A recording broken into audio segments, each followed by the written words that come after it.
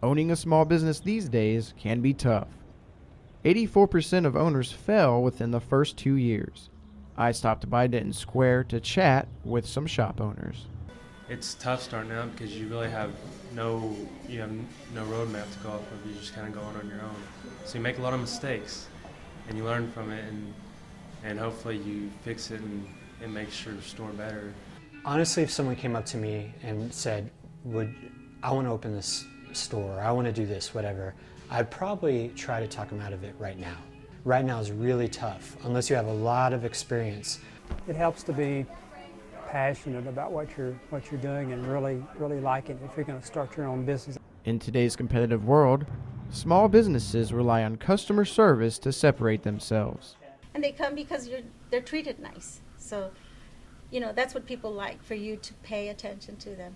You walk into the store and not only will you get better service, you'll get warmer service, unless we're crabby that day or something, but you'll get better service usually. You'll have more knowledge, people will have more knowledge about the product. And actually you'll find way more stuff here. And actually, believe it or not, people think things are way cheaper at Walmart and Best Buy and such. The vast majority, 90% of our product is way cheaper than them. They just don't realize it. Here are some valuable tips for all you entrepreneurs out there. I would say location is very important. Depending on your business, your location can make it or break it. Know your market, develop a philosophy and stick to it. Learn your customer base, find out what they're interested in, what they're looking for, and try to satisfy their needs. If you're going to appeal to an older demographic, but then 9 out of 10 people that come in your store are younger, you may need to change, who you're selling to. You have to find your niche. You find the people that are going to buy your product. Looking to start a business? The stone cold truth is that you're more likely to fail than succeed. When we started 7 years ago, there was 7 vintage shops, and right now we're the only ones. All of them have closed, plus others have opened and closed. It's a long process, and you really can't get frustrated. I mean, there's gonna be days when you don't have 2 or 3 people come in the store and no one buys anything. It's not because they don't like your store. That's just how the business goes. Honestly, my wife has a good job. If she didn't have a good job, there's no way this would exist. There's months that I might not bring home a dime, and she has to pay all the bills. And here at Denton Square, owning a small business is not easy. It's all about perseverance. Whenever you start anything, it's like you can't take no for an answer. You can't say, I'm going to fail. And if you do, never look at it as a failure, but as a stepping stone, because it's going to teach you what you can look forward to in the long run. Because how can you succeed if you don't fail? You have to actually just keep going, and you have to have a good support system. But in the end, the challenge of owning your own business can be satisfying and rewarding. When you do your own thing, you actually work harder at it.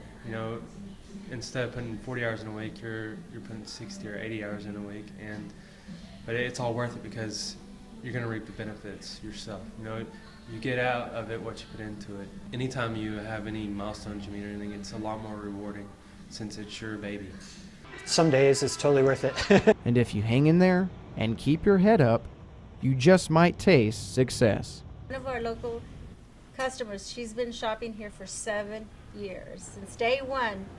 And that's how you know you're successful, when you have the repeat business. They keep coming over and over. It's just like madness happened. I've seen used bookstores come and go. Never saw anything good in any of them very much. But we were getting it. So how do you measure success?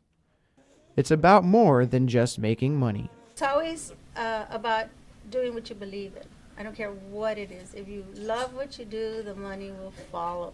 Otherwise, you're never going to be happy. And you always hear rich people saying that, and you say, oh, they're full of crap.